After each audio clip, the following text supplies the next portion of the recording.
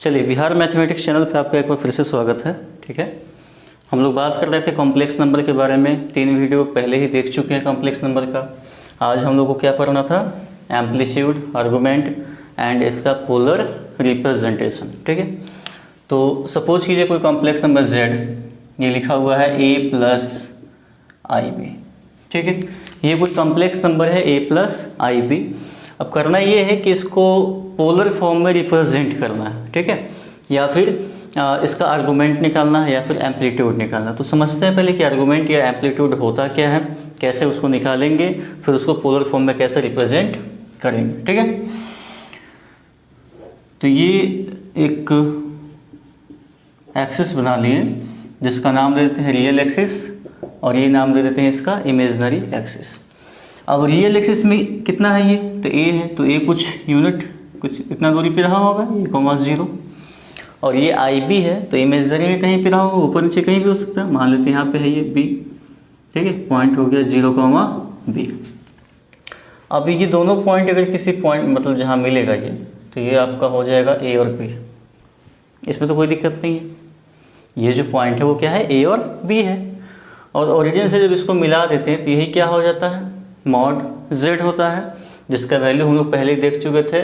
Mod z √a² और plus b², magnitude या फिर मॉडुलस। ठीक है, वो निकालने का तरीका था ये। अब आर्गूमेंट का मतलब क्या होता है? हम लोग बात किसके बारे में कर रहे हैं? आर्गूमेंट या फिर एम्पलीट्यूड। किसके बारे में बात कर रहे हैं हम लोग? Argument and amplitude. आर्गूमेंट निकालें या फिर एम्पलीट्यूड निकालें या फिर स्लोप निकालें या फिर इंक्लाइनेशन कहें, सबका मतलब एक ही होता है। ठीक है, आर्गूमेंट कहें, एम्पलीट्यूड कहें, आर्गूमेंट या एम्पलीट्यूड, या फिर स्लोप कह दें उसको, या फिर इंक्लाइनेशन कह दें, सबका मतलब वही होता है। ठीक है ना।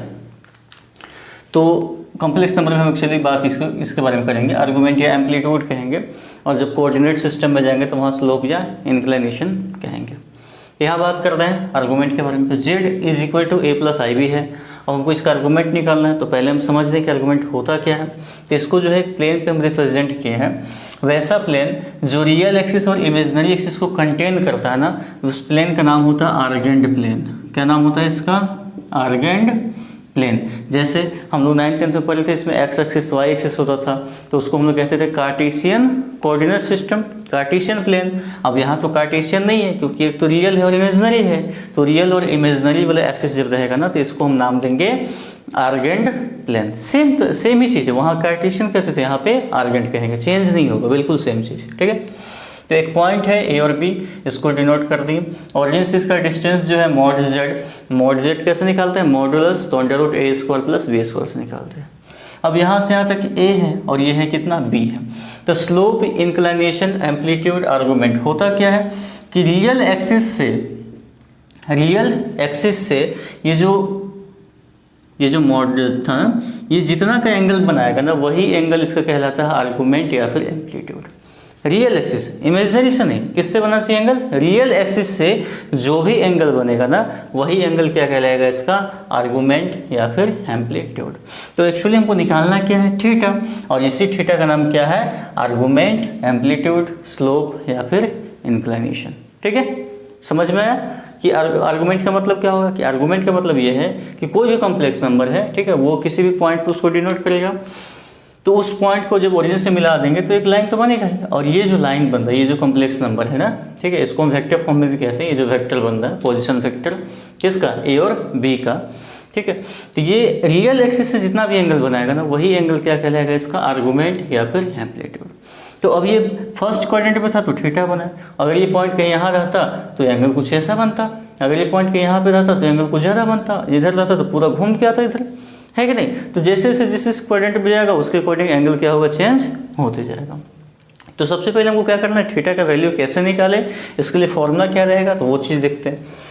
तो ये जो टेंगल, इसको एक टेंगल मान लेते हैं, इसको ओ नाम दे देते हैं इसका a और b। तो in triangle OAB tan theta का वैल्यू क्या है? tan थीटा का वैल्यू क्या है? तो tan थीटा अगर निकालेंगे तो परपेंडिकुलर बाई बेस, तो ये तो हो जाएगा बी बाई ए। तो यही फॉर्मूला से हम क्या करेंगे, tan theta is equal to B by A हो गया। यहाँ से हम थीटा निकाल देंगे तो ये हो जाता है tan इनवर्स बी बाई ए। अभी इन्वर्स तो नहीं पता होगा तो उसको छोड़ देना, कोई दिक्कत नहीं है। tan theta is equal to B by A लेके चलना है। अब मान लो सॉल्व हुई क्वेश्चन और tan थीटा मिल गया 1, तो इसका मतलब थीटा 45 डिग्री रहा होगा। अगर किसी क्वेश्चन को सॉल्व किया वहाँ पे tan थीटा मिल गया √3, इसका मतलब थीटा कितना रहा होगा, 60 डिग्री रहा होगा। अगर tan थीटा सॉल्व किया ये हो गया 1/√3, तो वैल्यू कितना डिग्री लेके चलेंगे, 30 डिग्री। अगर ये माइनस में हो गया तो कैसे करेंगे, प्लस में रहेगा तब क्या होगा, तो उसके हम देखेंगे माइनस में कब हो सकता है, तो tan माइनस में होता है या तो सेकेंड में रहेगा नहीं तो थर्ड में रहेगा। तो क्वाड्रेंट के अकॉर्डिंग कैसे कैसे चेंज करेगा उसके बारे में देखेंगे। लेकिन फिलहाल क्या देखें हम लोग कि अगर हमको a + IB मिला हुआ हो और निकालना है आर्गूमेंट, तो हम निकालेंगे क्या चीज़, tan थीटा, और उसका फॉर्मूला रहेगा b/a। क्या रहेगा उसका फॉर्मूला, b/a रहेगा। और ध्यान देना कि इसका वैल्यू हमेशा हम पॉजिटिव लेते हैं, निगेटिव वैल्यू कभी भी नहीं लेंगे, ठीक है, हमेशा पॉजिटिव लेंगे चाहे वो किसी भी क्वाड्रेंट में रहे। इसको मिटा देते हैं।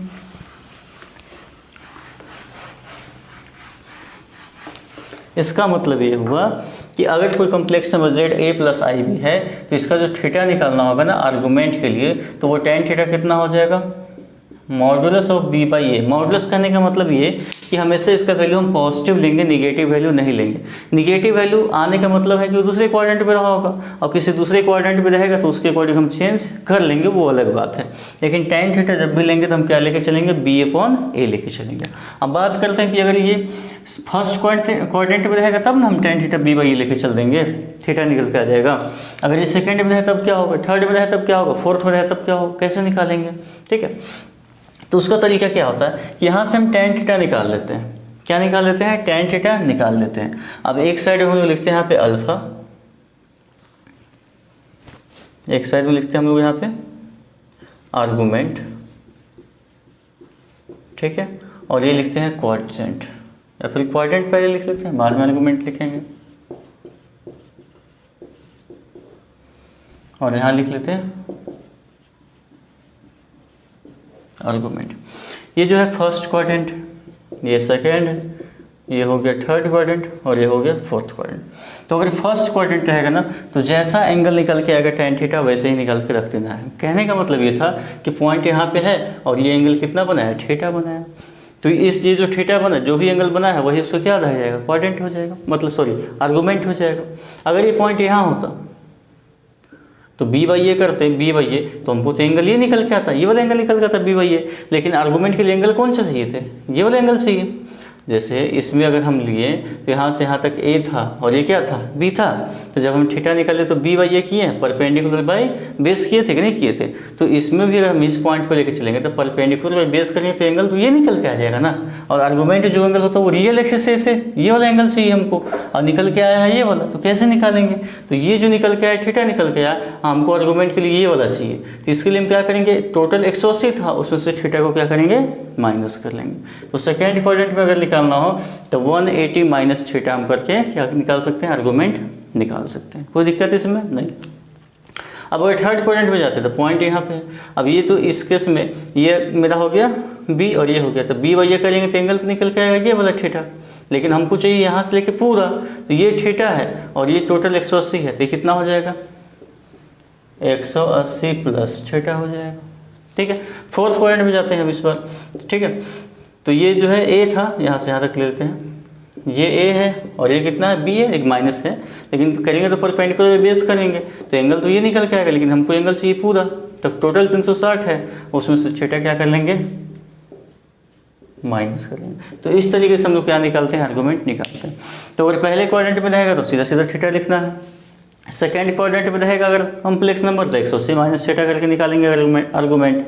अगर थर्ड क्वाड्रेंट में रहा तो 180 प्लस थीटा करके निकालेंगे, और फोर्थ में रहा तो 360 माइनस थीटा करके निकालेंगे। ये तो हुआ आर्गूमेंट निकालने का तरीका। अब कभी कभी क्या होता है कि आर्गूमेंट की जगह प्रिंसिपल आर्गूमेंट लिखता है। क्या लिखता है, प्रिंसिपल आर्गूमेंट, ठीक है। और यही सबसे मेन है, इससे मतलब नहीं होता। क्या निकालना है, प्रिंसिपल आर्गूमेंट। तो प्रिंसिपल आर्गूमेंट क्या कहता है कि अभी जो हम चल रहे थे ना, कहाँ से कहाँ चल रहे थे, यहाँ से चल के पूरा घूम जा रहे थे। तो अब कह रहे हैं कि नहीं, पूरा एक बार में नहीं घूमो, यहाँ से शुरू करो, इधर भी जाओ और नीचे से चल के इधर भी जाओ। कहने का मतलब 0 से लेकर के कहाँ तक जाना है, 180 तक जाना है। ठीक है, मतलब ये पाई था और नीचे से चलेंगे तो कितना हो जाएगा, ये माइनस पाई। मतलब माइनस पाई से पाई के बीच में हमको चाहिए, तो अगर हम माइनस पाई से पाई के बीच में लेके चलेंगे तो हम उसका नाम क्या देंगे, प्रिंसिपल आर्गूमेंट। तो उस केस में क्या होता है कि फर्स्ट क्वाड्रेंट पे तो जैसा था वैसे ही रह जाएगा, सेकेंड क्वाड्रेंट में तो जैसा था 180 माइनस थीटा ही रहेगा, लेकिन जब थर्ड में जाएंगे ना तो एंगल तो ये निकल के आया और हमको बोले कि नहीं नीचे से बताओ कितना एक एंगल बनाया है।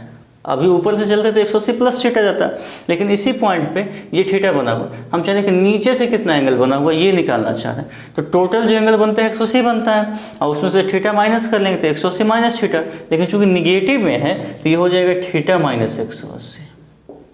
ठीक है, और अगर फोर्थ पॉइंट भी जाएगा तो ये थीटा है तो नीचे से जा रहे हैं ना, ऊपर जाते तो प्लस थीटा, नीचे जाएंगे तो माइनस थीटा।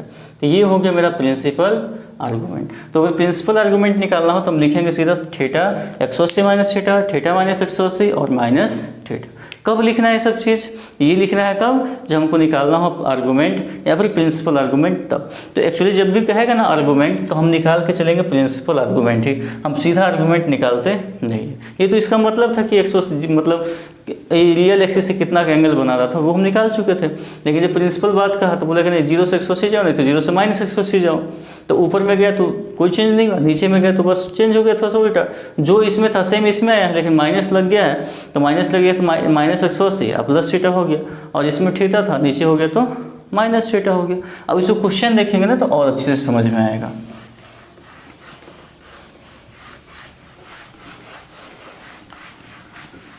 जैसे क्वेश्चन है कि find the argument of complex number z 1 plus I.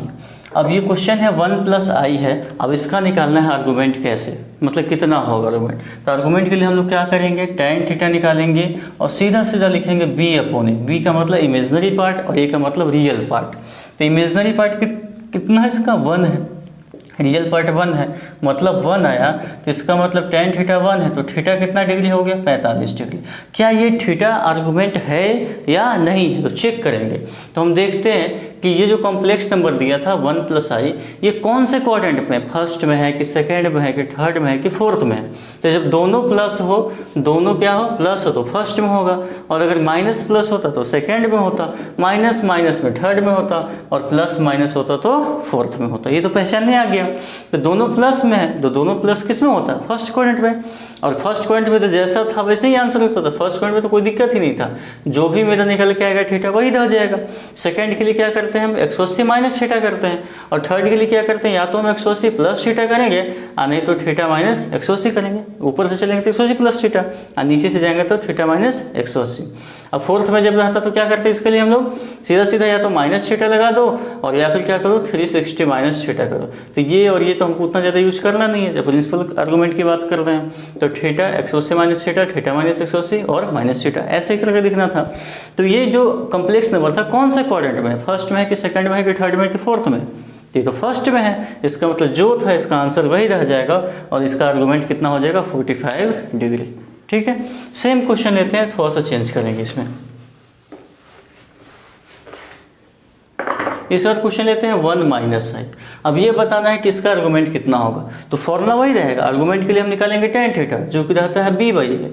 अब b जो इसका -1 है, a 1 है, लेकिन मॉडुलस के बाहर तो 1 ही निकलेगा, और फिर से थीटा जो निकलेगा ना वो कितना निकलेगा 45 डिग्री। लेकिन अब ये जो आर्गूमेंट मतलब कॉम्प्लेक्स नंबर है कौन से क्वाड्रेंट में है, तो फर्स्ट में होने के लिए प्लस प्लस, इसमें होने के लिए माइनस प्लस, इसमें माइनस माइनस, इसमें प्लस माइनस। तो ये तो पहले प्लस है बाद में माइनस है, इसका मतलब किस में गया, ये फोर्थ में गया। अब फोर्थ वाले के लिए याद करो हम क्या करते हैं, या तो 360 में से घटा के लिखते हैं, नहीं तो सीधा सीधा माइनस लगा के लिखते हैं। तो मेरी मर्जी, हम जो चाहे लिख सकते हैं, दोनों ही सही होगा, गलत कोई भी नहीं होगा। लेकिन ज़्यादा अच्छा कौन होता है माइनस थीटा लिखना, क्योंकि प्रिंसिपल आर्गूमेंट थोड़ा सा ज़्यादा अच्छा लगता है। इसका मतलब इसका जो आर्गूमेंट होगा, ठीक है ठीक है, ये इसका जो हो जाएगा माइनस कितना हो जाएगा 45 आया था 45, लेकिन चूंकि ये फोर्थ क्वाड्रेंट में था तो जो फॉर्मूला कहा था हम वो कर दिए, माइनस लगा दिए। ठीक है, अब इसी क्वेश्चन को थोड़ा सा चेंज करते हैं फिर से, और फिर से हम क्या कर लिए, -1 और -i कर लिए। एक ही क्वेश्चन में सब बता देंगे। -1 और माइनस में i है, तो तरीका तो वही रहेगा, b/a करेंगे, -1 कट के 1 आ जाएगा, 45 आ जाएगा। लेकिन क्या यही आर्गूमेंट रह जाएगा? ये जो थीटा निकल के आया है, क्या यही इसका आर्गूमेंट है कि नहीं है? तो चेक करेंगे। तो ये कौन से कोऑर्डिनेट में है? दोनों निगेटिव, मतलब किसमें गया? थर्ड में गया। और थर्ड में जब जाता है तो आर्गूमेंट के लिए हम क्या करते हैं, या तो 180 प्लस थीटा, या नहीं तो थीटा माइनस 180। और प्रिंसिपल आर्गूमेंट के लिए क्या करते हैं, थीटा में से 180 घटाते हैं। तो आया तो है 45, लेकिन इसमें से 180 माइनस करेंगे तो इसका आंसर हो जाएगा -135 डिग्री। कोई दिक्कत हुआ इसमें? ठीक है, तो इस तरीके से हम लोग क्या करते हैं, आर्गूमेंट को निकालते हैं। क्वेश्चन चाहे कुछ भी रहे, उससे मतलब नहीं है, b/a कर लो, वैल्यू निकल के आ जाएगा। उसके बाद देख लेंगे कि किस क्वाड्रेंट में वो है। अगर फर्स्ट में रहा तो जैसा था वैसे ही छोड़ देंगे, सेकंड में रहा तो 180 में से घटा के लिख लेंगे, 180 माइनस थीटा। थर्ड में गया तो थीटा माइनस 180, अब फोर्थ में गया तो माइनस थीटा। तो एक क्वेश्चन है, कोशिश करो बनाने का। एक कॉम्प्लेक्स नंबर है, z है √3 और माइनस में i है। ठीक है, बताना है इसका, या -√3 और प्लस में i है, ये बताना है कि ये जो कॉम्प्लेक्स नंबर है इसका आर्गूमेंट कितना है। तो आर्गूमेंट के लिए हम लोग निकालते हैं tan थीटा। tan थीटा होता है b/a, b तो इसका 1 है, -√3 है, लेकिन जब मॉड से बाहर निकलेगा तो जैसे निकलेगा, तो थीटा निकल के आ जाएगा 30 डिग्री। तो क्या यही इसका आर्गूमेंट रह जाएगा कि नहीं रहेगा? चेक करेंगे। ये कौन से क्वाड्रेंट में है? रियल नेगेटिव है और इमेजिनरी पॉजिटिव है। नेगेटिव पॉजिटिव किस में जाता है? सेकंड में। माइनस और प्लस सेकंड में जाता है, और सेकंड में आर्गूमेंट के लिए हम लोग क्या करते हैं, 180 में से घटा लेते हैं। तो 30 आया था, 180 में से घटा देंगे तो 150 आ जाएगा। इसका मतलब इसका जो आर्गूमेंट हुआ कितना डिग्री हो जाएगा? 150 डिग्री। तो इसमें कहीं कोई दिक्कत हुआ? आर्गूमेंट समझ में आया कि नहीं आया? बिल्कुल आ चुका होगा। अब तो इसमें कोई दिक्कत नहीं रहा होगा। ठीक है, तो ये हो गया तुम्हारा आर्गूमेंट, कैसे हम लोग निकालेंगे। ठीक है, अब इसी का कुछ प्रॉपर्टी है वो देख लेते हैं आर्गूमेंट का ही। ठीक है, तो सबसे पहले चीज़ देखते हैं कि अगर मान लो पहला प्रॉपर्टी कि z जो है ना सिर्फ a है। z क्या है? सिर्फ और सिर्फ a है। a और वो भी मतलब a नहीं लेते, 2 ले लेते हैं। ठीक है, नंबर से ज़्यादा समझ में आएगा। अभी तक ये 2 + 3i या 4 + 5 कुछ इस तरीके से आ रहा था, 1 + i √3 - i। लेकिन अब जो है ना सिर्फ और सिर्फ 2 आया है, मतलब सिर्फ रियल नंबर हो और इसका आर्गूमेंट निकालना हो तो कैसे निकालेंगे? तो आर्गूमेंट के लिए हम क्या करते हैं, उस पॉइंट को दिखाते हैं कि वो पॉइंट है कहाँ पे, फर्स्ट क्वाड्रेंट के, सेकंड के, थर्ड के, फोर्थ। लेकिन जब सिर्फ 2 है तो सिर्फ रियल एक्सिस पे कहीं पे जाके रह गया होगा 2,0। अगर ये मान लो अगर ये -5 होता तो सिर्फ ये इस पे जाकर रह जाता कहीं पे, मतलब -5,0 रह जाता कि नहीं रह जाता? क्योंकि ये तो रियल नंबर है, 2 है, 5 है, -5 है, तो जो भी रहेगा वो रियल नंबर पे रह जाएगा। तो अगर ये पॉजिटिव रहा तो कुछ एंगल ही नहीं बनाया, कुछ एंगल नहीं बनाया, मतलब इस केस में इसका आर्गूमेंट कितना होगा? 0 डिग्री। और अगर ये निगेटिव में रहा, जैसे -5 है, -2, -3/2 रहा, तो इसका मतलब ये कितना का एंगल बना रहा होगा? 180 का। तो इस केस में इसका आर्गूमेंट कितना रहेगा?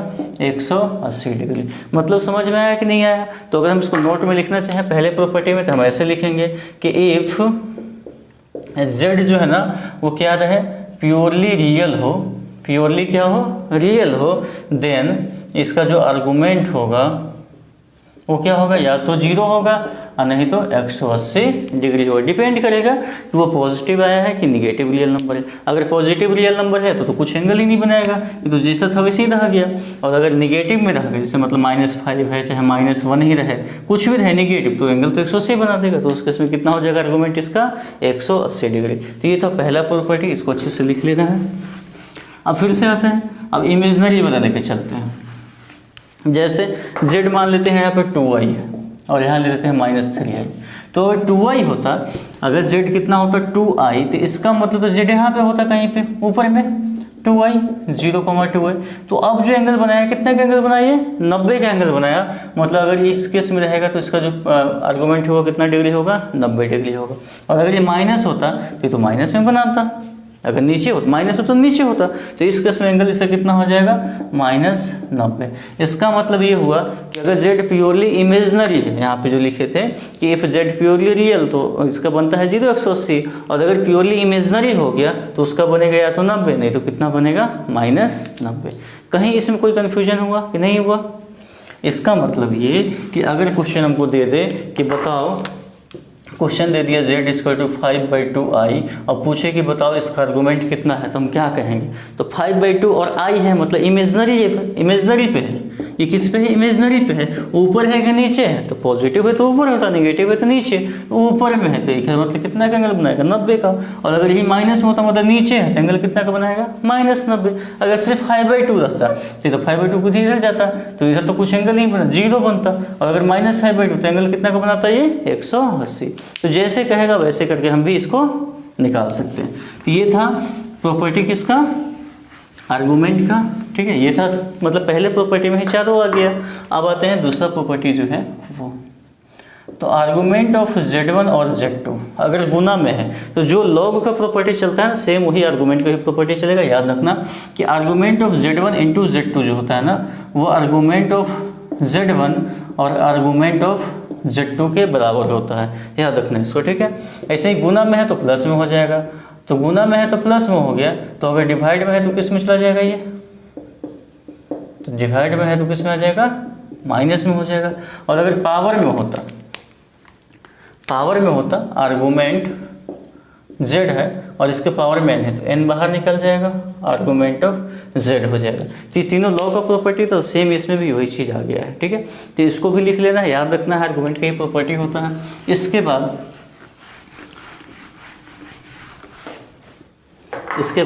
सपोज करते हैं कोई कॉम्प्लेक्स नंबर है z a+ib, तो इसका जो कंजुगेट हो जाएगा a - ib हो जाएगा। और अगर हम दोनों को जोड़ लें, दोनों को क्या करिए जोड़ लें, तो सिर्फ और सिर्फ कितना आएगा? 2a आएगा। और इस जोड़ा हुआ चीज़ जो था ना इसका हम लोग निकालना चाह रहे हैं आर्गूमेंट। a और j का मतलब क्या होता है? हम उसका आर्गूमेंट निकाल रहे हैं। किसका? इस वाले का।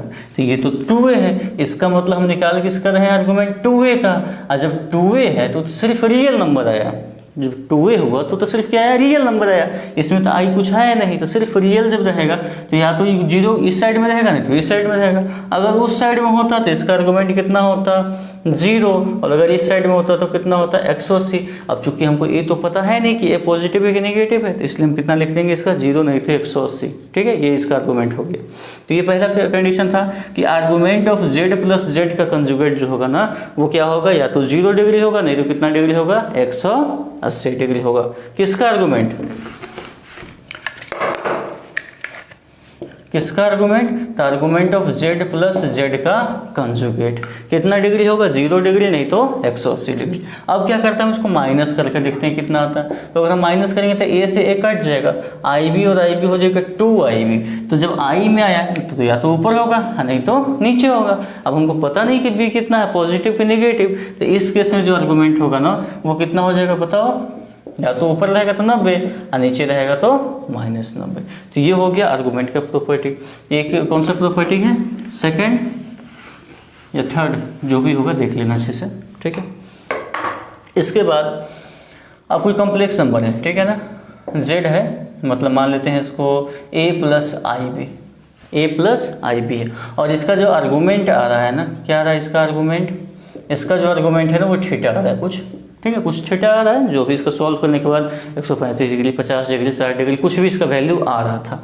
अब हम क्या कर लेंगे कि z में i से गुना कर लेंगे। ये जो z है ना उसमें कितना से गुना किए? i से। तो जब i से गुना करेंगे तो हो जाएगा i के स्क्वायर b, इसका मतलब -b और प्लस में हो जाएगा i। तो अगर हम इसका निकालेंगे ना आर्गूमेंट, ये जो कॉम्प्लेक्स नंबर, जो नया कॉम्प्लेक्स नंबर है iz, इसका मतलब आर्गूमेंट ऑफ हम किसका निकालना चाह रहे हैं? iz। तो ये जो आर्गूमेंट होगा ना, हम चूंकि i से गुना किए थे ना तो ये 90 इससे बढ़ जाता है। कितना बढ़ जाता है? 90 डिग्री इसका बढ़ जाएगा। अगर हम i से गुना कर लेंगे तो 90 डिग्री क्या हो जाएगा? जो भी इसका आर्गूमेंट आ रहा होगा ना उसमें 90 डिग्री ऐड हो जाएगा। और अगर सेम चीज़ अगर हम इसमें क्या करते हैं, ये भी एक प्रॉपर्टी है, अगर i से गुना करोगे तो 90 डिग्री उसमें ऐड कर लेना, ठीक है। और अगर हम इसमें क्या कर लें, -i से गुना करें तो फिर से वही चीज़ रहेगा लेकिन माइनस में हो जाएगा 90 डिग्री। तो ये दो प्रॉपर्टी अलग से आ जाएगा।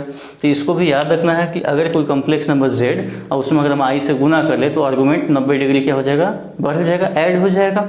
और अगर हम -i से गुना कर ले तो उसका जो आर्गूमेंट होगा वो क्या हो जाएगा? 90 डिग्री कम हो जाएगा। तो ये चीज़ जो है याद रखना है।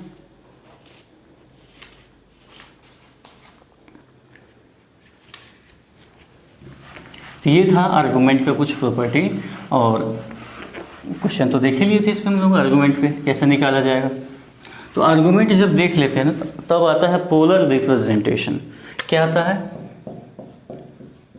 Polar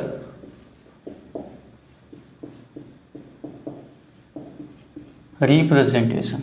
polar representation 24 minute. Polar representation इसके बाद है, ठीक है। तो पोलर रिप्रेजेंटेशन क्या होता है? ये कोई कॉम्प्लेक्स नंबर z है और ये लिखा हुआ है a plus I B. Argument और एम्पलीट्यूड में कोई दिक्कत नहीं हुआ तो वो अगर बना पाओगे तभी जाकर पोलर रिप्रेजेंटेशन समझ में आएगा और बन पाएगा क्वेश्चन, नहीं तो नहीं बनेगा, ठीक है।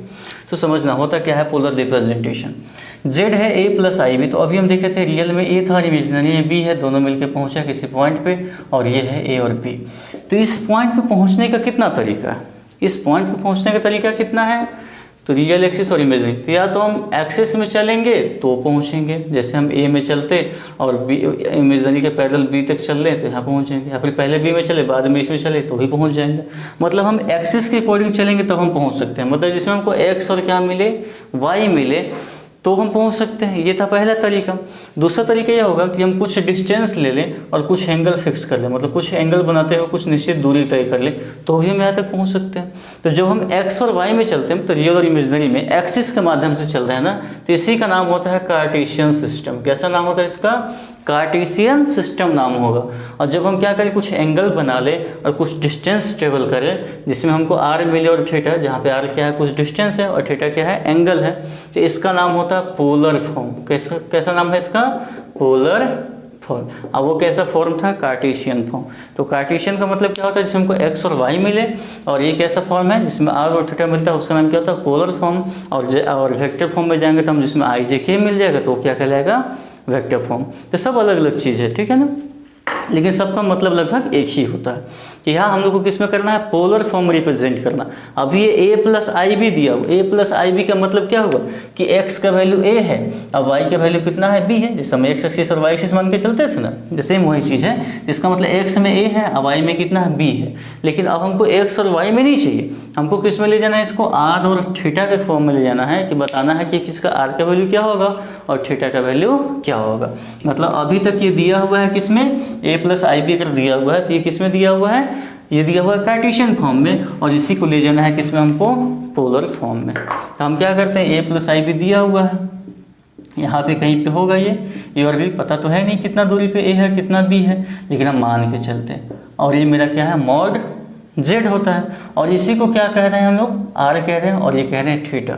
तो जब इसी को r कह रहे हैं तो ये तो मॉड z के बराबर है। इसका मतलब मॉड z जो है वो r है, इसका मतलब r जो होगा ना वो कितना होगा? a square plus b square. ये मेरा पहला इक्वेशन। इसका मतलब जहाँ भी हम r यूज करेंगे ना वहाँ पे हमको क्या निकाल के चलना है? मॉडुलस निकालना। जहाँ भी हम r कहेंगे वहाँ पे क्या निकालेंगे? मॉडुलस निकालेंगे। तो a प्लस आई बी का मॉडुलस तो under root a square B square. अब हमको थीटा निकालना है और यही थीटा ना आर्गूमेंट होता है। ये जो थीटा होता है वो क्या होता है? वही तो आर्गूमेंट होता है। इसका मतलब हमको दो चीज़ निकालना होगा, पहले निकालना होगा इसका मॉडुलस और दूसरा का निकालना होगा इसका हमको क्या चीज़? आर्गूमेंट। और आर्गूमेंट निकालना भी सिखाए थे कि जो भी रहेगा हम tan थीटा b बाई ये निकाल देंगे, और निकल जब जाएगा तो हम देख लेंगे कौन से क्वाड्रेंट में है, जिस क्वाड्रेंट में होगा उसके अकॉर्डिंग हम लोग उसका वैल्यू निकाल के रख लेंगे, वही मेरा क्या होगा? आर्गूमेंट होगा। सेम चीज़ में भी वही करना है। तो जब r और थीटा मिल जाए तब हम इसको ले चलते हैं पोलर फॉर्म में। तो पोलर फॉर्म में ले जाने के लिए इसका नाम ले लेते हैं कुछ o a और b। तो in triangle o a b अगर हम cos थीटा निकालें तो cos थीटा क्या होता है? Base upon hypotenuse. तो बेस तो a है और हाइपोटेनस कितना है? r है। इसका मतलब a का जो वैल्यू होगा वो कितना होगा? r cos थीटा, ठीक है। और इसी ट्रेंगल में अगर हम साइन थीटा निकालना चाहें तो साइन तो होता है कितना? Perpendicular upon hypotenuse. तो परपेंडिकुलर तो b है, तो b अपॉन r। इसका मतलब b जो हो गया ना वो हो गया r साइन थीटा। तीन इक्वेशन। पहला जो है r equal to under root a square B square, theta का मतलब आर्गूमेंट है, और यहाँ पे हमको a भी निकाल दी और b भी निकाल के आ गए। तो जब z जो है वो a प्लस आई बी है और a का वैल्यू हम लोग निकाल चुके हैं, b का वैल्यू निकाल चुके हैं, तो इसका मतलब अब जो z होगा वो क्या हो जाएगा? इसको लिख लो, पहले लिख लो। तो z जो था a प्लस आई भी था, इसका मतलब जो z है ना वो क्या हो जाएगा, अब ये हो जाएगा r cos थीटा और i अभी के जगह पे r sin थीटा। इसका मतलब z जो लिखेंगे ना, लिखेंगे हम लोग cos थीटा और i sin थीटा। और यही लिखने का तरीका क्या कहलाता है, पोलर फॉर्म में रिप्रेजेंटेशन कहलाएगा, क्योंकि इसमें कहीं भी अब a और b मतलब x में कितना है y में कितना नहीं मिल रहा है, इसमें क्या मिल रहा है, सिर्फ r मिल रहा है और क्या मिल रहा है, थीटा मिल रहा है। तो जब इस फॉर्म में कॉम्प्लेक्स नंबर ये फॉर्म था, इसको हम लोग क्या किए, चेंज करके किस फॉर्म में ले आए, इस फॉर्म में। तो हम कह दिए कि किस में आ गया, ये पोलर फॉर्म में आ चुका। और अगर क्वेश्चन इसमें दिया रहता और उसमें ले जाते तो हम क्या कहते हैं कि हम इसको कार्टेशियन फॉर्म में लेके आ गए। दोनों बात एक ही चीज़ है, दोनों बिल्कुल सेम ही चीज़ है, ठीक है ना, अलग अलग नहीं है। तो इस सब से मतलब नहीं, मतलब किससे, सिर्फ हमको जो फॉर्मूला आया z बराबर r cos theta plus i sin theta, तो बस इसी से हमको मतलब है, बाकी से कुछ भी मतलब हमको नहीं है। अब आते हैं इसको क्वेश्चन कैसे बनाते हैं। तो क्वेश्चन कुछ इस तरीके से देगा कि z दे देगा, मान लेते हैं 1 माइनस आई दे दिया। अब पूछा कि बताओ इसका आर्गुमेंट कितना है, इसका मॉडुलस कितना है, इसका कंजुगेट कितना है, तो ये सब चीज़ तो पूछते आएगा, ठीक है। लेकिन अब क्या पूछेगा ना कि इसको पोलर फॉर्म रिप्रेजेंट करना है। तो इसको क्या करना है, क्वेश्चन लिख दिया और लिख रहा है यहाँ पे कि रिप्रेजेंट, ठीक है, इन कौन सा form, polar form, in polar form. ये जो क्वेश्चन दिया ना, इसको रिप्रेजेंट करना है पोलर फॉर्म में। तो पोलर फॉर्म में रिप्रेजेंट करने के लिए मेरे पास क्या मिला होना चाहिए, r, और क्या मिला होना चाहिए, थीटा, r और थीटा। तो जहाँ हमको क्या मिलना चाहिए, यहाँ पे हमको मिलना चाहिए r और क्या मिलना चाहिए, थीटा। तो r जो होता है ना वो क्या होता है, मॉड z होता है। इसका मतलब इसको हम क्या कहते थे, मॉडुलस कहते थे, मॉडुलस ऑफ z। और ये जो थीटा होता है उसका नाम क्या होता है, आर्गुमेंट। तो हम इन दोनों से परिचित हैं कि मॉडुलस भी निकालने आता है और आर्गुमेंट भी निकालने आता है। तो सबसे पहले हम निकाल लेते हैं इसका मॉडुलस है कितना। तो मॉडुलस कितना हो जाएगा, √a² प्लस b²। a की जगह भी 1 है, अब b की जगह भी तो 1 ही है, -1 है, लेकिन स्क्वायर करेंगे तो 1 ही होगा। तो इसका मतलब इसका जो मॉडुलस आया ना वो कितना है, √2। अब निकालते हैं इसका आर्गुमेंट। तो आर्गुमेंट के लिए याद होगा tan थीटा निकालते थे, b/a करते थे। तो b तो इसका -1 है, a 1 है, लेकिन निकल के बाहर तो 1 ही आएगा क्योंकि मॉडुलस के बाहर निकलता है 1। तो थीटा इसका हो जाएगा 45। लेकिन क्या यही थीटा इसका आर्गुमेंट होगा कि नहीं होगा, तो चेक करेंगे। तो अच्छा 1 - i कौन से क्वाड्रेंट में है, फर्स्ट में कि सेकंड में कि थर्ड में कि फोर्थ में, पॉजिटिव और निगेटिव किस में जाएगा, फोर्थ में जाएगा, ठीक है। ये जो पहले पॉजिटिव है बाद में निगेटिव है, किस में चला जाएगा, फोर्थ में। तो फोर्थ क्वाड्रेंट में याद करो, देखो कॉपी पलट के कि आर्गुमेंट के लिए क्या करते थे, माइनस थीटा लगाते थे। इसका मतलब इसका जो आर्गुमेंट होने वाला है, एक्चुअल आर्गुमेंट, वो कितना होने वाला है, -45। तो देखो दोनों चीज़ मिल गया, आर भी मिल गया और आर्गुमेंट भी मिल के आ गया। इसका मतलब इस क्वेश्चन का अगर हमको वहाँ पे आंसर लिखना होता डायरेक्ट, इतना तो करेंगे, इस तरीके से निकाल के दिखाएंगे और इसका जो आंसर हो जाएगा इस तरीके से लिखेंगे, z बराबर r की जगह पे √2 cos थीटा। तो cos थीटा की जगह -45 है तो -45 और i sin कितना, -45। ये इसका आंसर हो जाएगा। मतलब √2 cos -45 प्लस i sin -45। अब इसको सॉल्व नहीं कर लेना, सॉल्व करेंगे तो फिर हम यहीं पहुंच जाएंगे, क्वेश्चन पे पहुंच जाएंगे। तो सॉल्व नहीं करना है, cos और sin की फॉर्म में छोड़ देना। अब ये हम कर सकते हैं कि cos में निगेटिव होता है तो कोई फर्क नहीं पड़ता है, और sin में माइनस क्या हो जाता है, बाहर निकल के आ जाता है। तो ये चीज़ हम कर सकते हैं, नहीं मन करे तो नहीं करो, कोई दिक्कत नहीं है, नहीं मन करे तो मत करो, कोई दिक्कत नहीं है। कॉस में निगेटिव जो होता है ना वो कॉस के ही बराबर होता है, कोई फर्क उसको नहीं पड़ता है, इसलिए माइनस को हटा दिए थे। और साइन में अगर अंदर में माइनस है ना तो माइनस बाहर निकल के आ जाता है, इसलिए हम इसको बाहर निकल के ला दिए थे। लेकिन अगर नहीं लाना चाहो तो नहीं भी ला सकते हैं, कोई दिक्कत नहीं, बस इतना ही को छोड़ देना। अब cos 45 का वैल्यू 1/√2 रख देंगे तो फिर से सॉल्व करके यहीं पहुँच जाएंगे, तो वहाँ पहुँचना नहीं है, ठीक, उतना ही छोड़ देना। तो वही क्या हो गया, उसका पोलर फॉर्म में रिप्रेजेंटेशन हो गया। तो सेम ऐसे ही एक और क्वेश्चन देते हैं और उसको रिप्रेजेंट करना है पोलर फॉर्म में। जैसे क्वेश्चन है z = √3 और प्लस में i है, √3 प्लस i, या फिर -√3 और प्लस में i है। और इसको हमको क्या करना है, पोलर फॉर्म में रिप्रेजेंट करना है। तो याद करो पोलर फॉर्म के लिए क्या क्या मिलना चाहिए, r और क्या मिलना चाहिए इसका आर्गूमेंट, ये दो चीज़ मिला होना चाहिए, आर मिलना चाहिए, आर का मतलब मॉडुलस, और क्या मिलना चाहिए, आर्गूमेंट। तो इसका मॉडुलस कितना हो जाएगा बताओ, ये जेड है, तो अंडर रूट माइनस रूट 3 का स्क्वायर तो 3 होगा, 1 का स्क्वायर तो 1, मतलब ये 3 1 4, 4 का निकल के आएगा 2, इसका मतलब आर की वैल्यू तो 2 मिलेगा, इसमें कोई दिक्कत नहीं। अब निकालते हैं आर्गूमेंट, तो आर्गूमेंट के लिए थीटा निकालते थे, ठीक है, थीटा निकालते थे, नहीं क्या निकालते थे हम लोग, tan थीटा। तो tan थीटा होता है b बाई ए, b है इसका 1 और ये माइनस रूट 3 है, लेकिन मॉड के बाहर तो 1 बाई रूट 3। अब 1 बाई रूट 3 के लिए थीटा कितना मिल जाएगा, 30 डिग्री, कितना मिल जाएगा, 30 डिग्री। तो क्या यही 30 रह जाएगा इसका आर्गूमेंट, तो चेक करेंगे कि कौन से कोऑर्डिनेट में है, माइनस और प्लस सेकेंड कोऑर्डिनेट में। और याद करो आर्गूमेंट के लिए सेकेंड में होता है तो क्या करते हैं, 180 में से घटाते हैं इसको, तो इसका जो आर्गूमेंट हो जाएगा 180 में से 30 जाएगा तो कितना हो जाएगा, 150 डिग्री। इसका मतलब इस क्वेश्चन का जो आंसर होने वाला है वो क्या होने वाला है, जेड बराबर आर, आर की जगह पे 2 cos थीटा, थीटा कितना आया 150 अब प्लस आई साइन कितना 150, ये इसका आंसर हो गया। कहीं इसमें दिक्कत हुआ तो जिसे हम आर्गूमेंट निकाल लिए, आर निकल के आ गया तो पोलर फॉर्म में आ गया ये।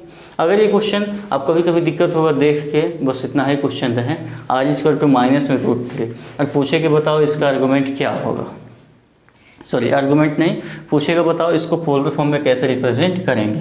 तो पोलर फॉर्म में इसको रिप्रेजेंट करने के लिए हमको क्या मिलना चाहिए, आर, और क्या मिलना चाहिए हम लोग को, आर्गूमेंट। तो इसका जो आर होगा अंडर रूट 3 का स्क्वायर, तो जो कि निकल के आएगा रूट 3, चेंज तो होगा नहीं, वही रह जाएगा।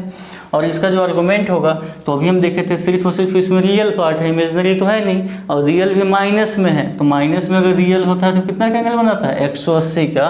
इसका मतलब इसका जो आर्गूमेंट मिलने वाला है कितना मिलने वाला है 180, तो जेड कितना हो जाएगा आर, आर की जगह पे रूट 3 cos 180 और आई साइन कितना 180, हो गया आंसर, कहीं दिक्कत नहीं है। सेम क्वेश्चन लेते हैं, अगर मान लेते हैं यहाँ पे लिखा होगा 2y, कितना लिखा हुआ है 2y, अब पूछ रहा है कि बताओ इसको पोलर फॉर्म में कैसे रिप्रेजेंट करेंगे, किस में लिखना है इसको, पोलर फॉर्म में, 2y लिखा हुआ है, पोलर फॉर्म में ले जाना है।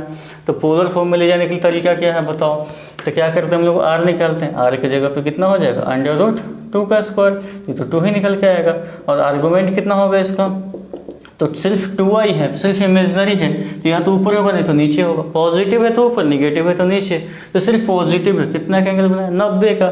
इसका मतलब इसका जो आर्गूमेंट होने वाला है कितना होने वाला है 90, तो लिखते हैं, तो z बराबर आर, आर की जगह पे 2 cos 90 और आई साइन 90। ये कहाँ से ला रहे हैं, ये ला रहे हैं हम लोग R cos theta plus I sine theta, formula यही था ना पोलर फॉर्म में रिप्रेजेंट करने का, कुछ भी रहेगा Z A plus I B, तो इसको पोलर में कैसे ले जाना है, तो ले जाना है आर और cos थीटा और आई साइन थीटा से। तो इस तरीके से हम लोग क्या कर सकते हैं, पोलर फॉर्म में लिख सकते हैं, आर्गूमेंट निकाल सकते हैं, एम्पलीट्यूड निकाल सकते हैं, एम्पलीट्यूड कहे या फिर आर्गूमेंट कहे बात क्या होता है बिल्कुल सेम ही होता है, ठीक है। तो ये था तुम्हारा कॉम्प्लेक्स नंबर का, ठीक है ना, एनसीईआरटी आर.एस. अग्रवाल जो बेसिक है, बेसिक बुक है ना, उसके अकॉर्डिंग कंप्लीट हो चुका है, लेकिन एडवांस लेवल में अभी भी कॉम्प्लेक्स नंबर बहुत कुछ पढ़ना है, तो उसको अभी हम देखेंगे, टाइम अभी है, कितना टाइम हुआ 38 मिनट अभी टाइम है, तो अभी हम देख रहे हैं इसको, आगे थोड़ा सा पानी पी लेते हैं।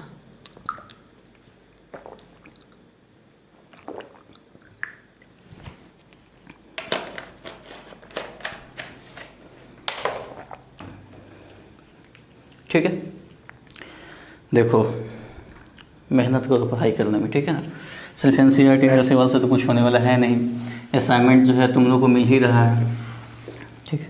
असाइनमेंट के लिए क्या करना है, टेलीग्राम का चैनल ज्वाइन कर लेना है, बिहार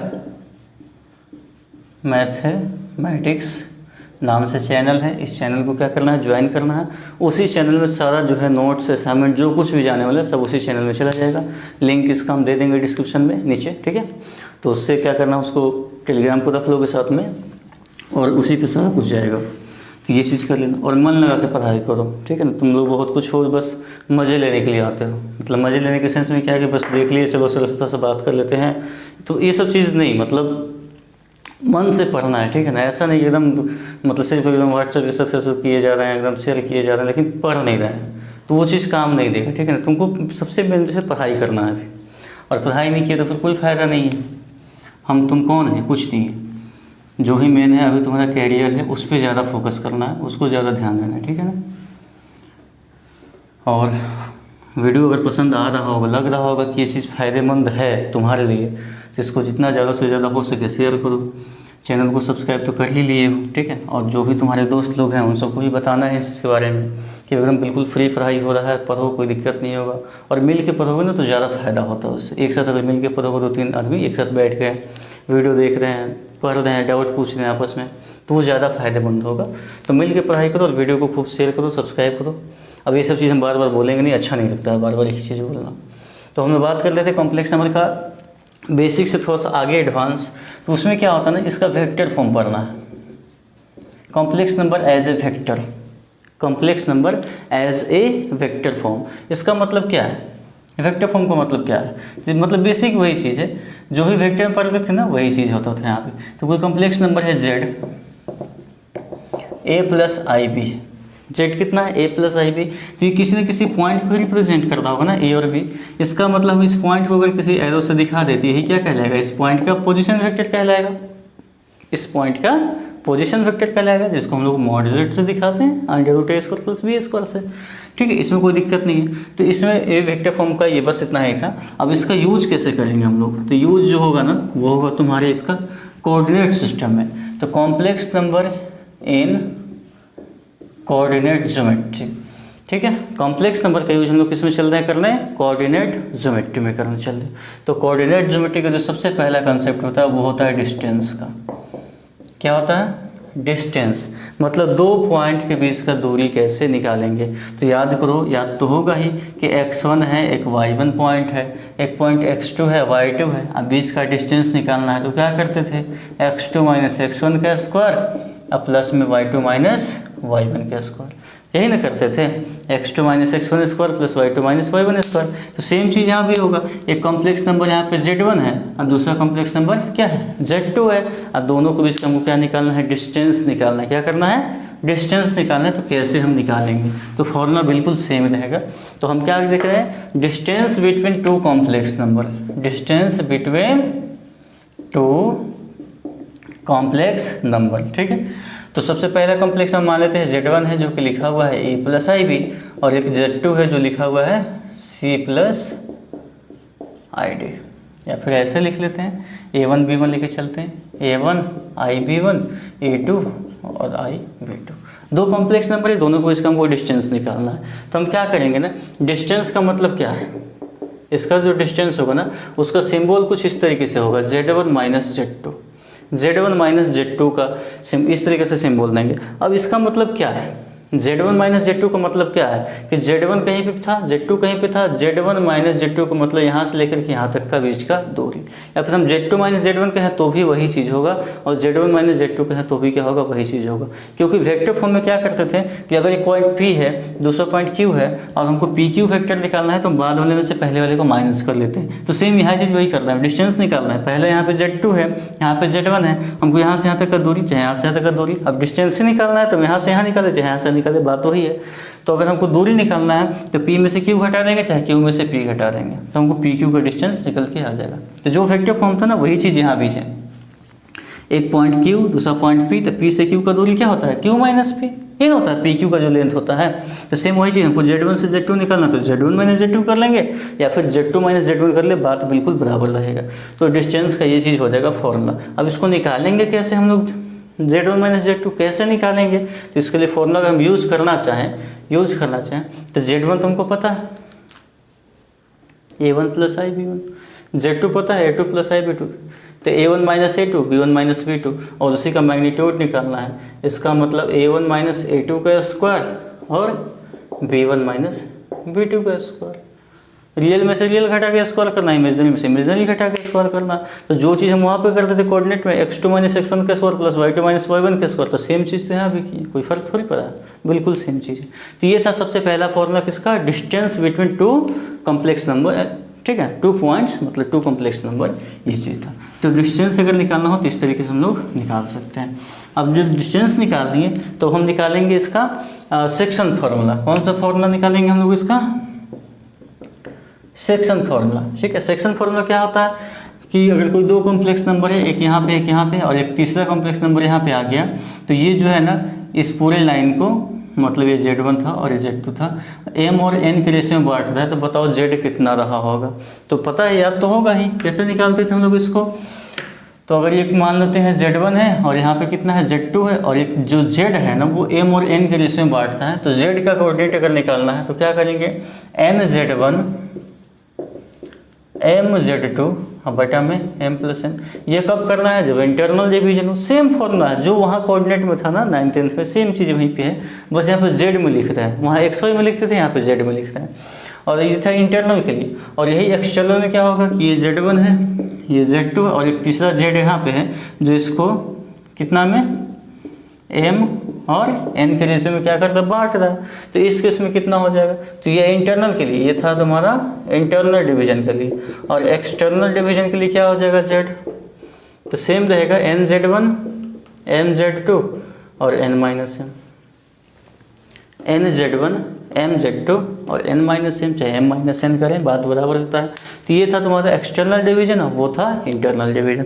तो इस तरीके से हम लोग क्या कर सकते हैं, निकाल सकते हैं। और अगर हम इसको XY के फॉर्म में लेके चलेंगे, ABC के फॉर्म में, तो वो कैसे लिखेंगे, तो उस तरीके से लिखने के लिए तब ये जो Z1 होगा वो तो कुछ इस तरीके से होगा A1 B1, और ये होगा A2 B2, और ये मान लेते हैं A और B है। तो इसका AB अगर निकालना है, A निकालना है, तो N A1 करते थे, याद हो रहा होगा, M A2 करते थे, और नीचे में M प्लस N करते थे। कहने का मतलब क्या हुआ कि M into X2 N into X1 बटा में M प्लस N। यहाँ पे जो A1 है वो X1 है, B1 जो है वो Y1 है, और यही ऐसे ही इसका B जो निकलेगा वो क्या निकल जाएगा, N के साथ NY1 M Y2, Y2 कितना है B2, और नीचे में कितना M प्लस N। तो ये है तुम्हारा इंटरनल के लिए, और एक्सटर्नल के लिए क्या हो जाएगा, बीच में बस माइनस लग जाएगा। इसके बाद सेक्शन फॉर्मूला के बाद आता है मिड पॉइंट। क्या निकालना है, मिड पॉइंट। तो मिड पॉइंट अगर निकालना है, मतलब बीच वाला पॉइंट निकालना है कि एक Z1 है और दूसरा Z2 है, इसके बीचों बीच कितना होगा। तो मिड पॉइंट में क्या होता है, M और N दोनों बराबर हो जाता है, रेशियो 1:1 का रहेगा। तो मिड पॉइंट अगर निकालना हो, मिड पॉइंट, तो वो कितना हो जाएगा, Z1 प्लस Z2/2 हो जाएगा। और अगर हम इसको कोऑर्डिनेट के फॉर्म में लेके चलेंगे A1 B1 के सेंस में, तो इसका जो A होगा वो A1 प्लस A2/2 से आएगा, और इसी का जो B होगा वो B1 प्लस B2/2 से निकल के आ जाएगा। तो इस तरीके से हम लोग क्या कर सकते हैं, निकाल सकते हैं सेक्शन फॉर्मूला, मिड पॉइंट निकाल सकते हैं, ट्राई सेक्शन निकाल सकते हैं। ठीक है, तो जब ये चीज़ हो गया तब फिर से हम आते हैं कहाँ पे, स्लोप पे। स्लोप कैसे निकालेंगे 2 पॉइंट का।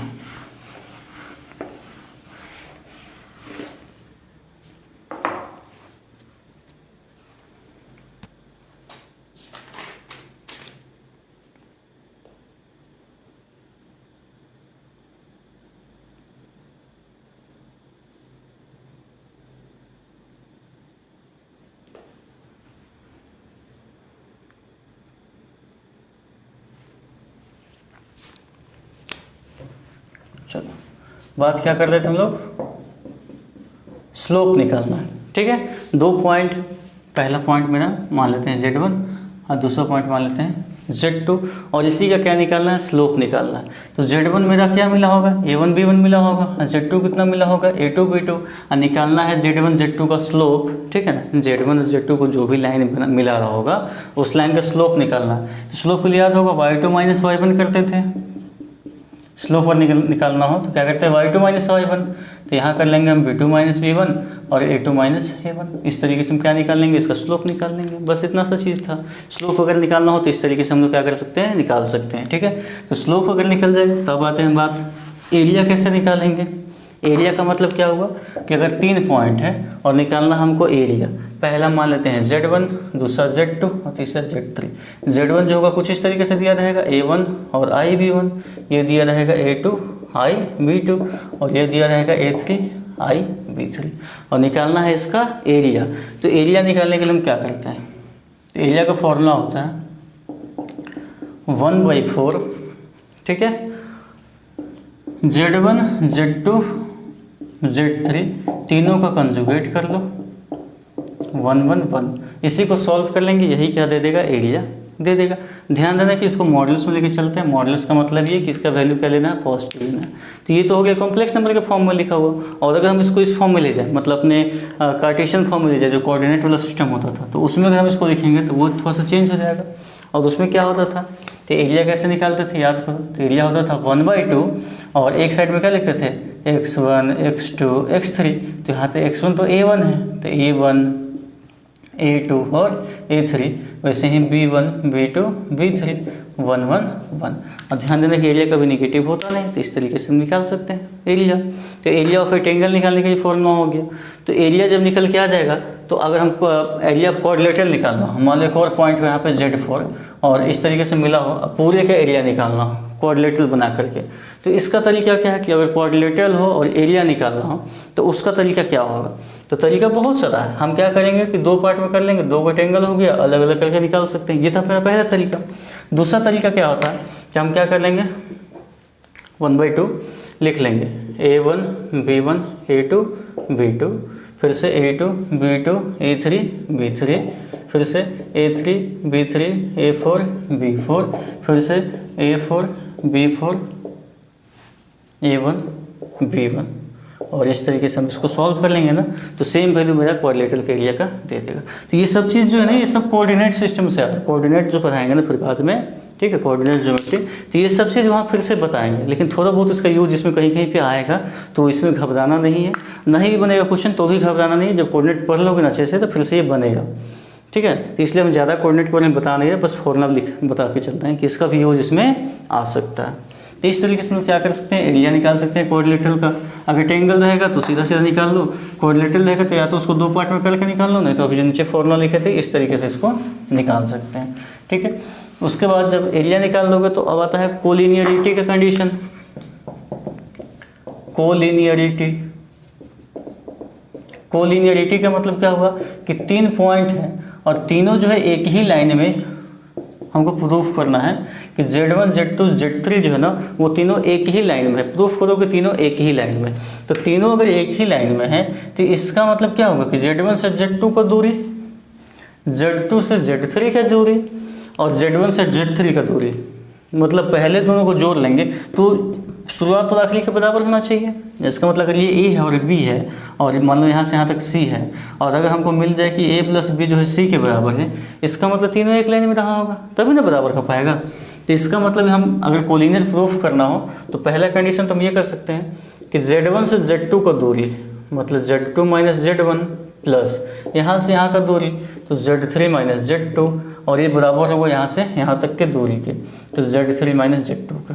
तो ये था मेरा पहला कंडीशन। इससे हम प्रूफ कर सकते हैं कि ये तीनों मतलब Z1 Z2 Z3 कोलिनियर है कि नहीं है। ये तो पहला कंडीशन है। दूसरा कंडीशन क्या होगा कि अगर हम Z1 से Z2 को जो मिलाएं जिस भी लाइन से, तो इसका जो स्लोप होगा सेम स्लोप किसका होना चाहिए, Z2 से Z3 का स्लोप होना चाहिए। तो अगर ये A1 B1 है, ये A2 B2 है और ये A3 B3 है, इसका मतलब ऐसा कुछ मिल जाए कि B2 - P1 और A2 - A1 इसका स्लोप, और ये अगर बराबर हो जाए इस वाले के स्लोप के, मतलब B3 - B2 और A3 - A2 का, तो भी हम कह देंगे कि ये तीनों क्या है, आपस में कोलिनियर है जब स्लोप बराबर हो जाए। ये था डिस्टेंस बराबर कर लिए, वहाँ पे क्या कर लिए, स्लोप बराबर कर लिए।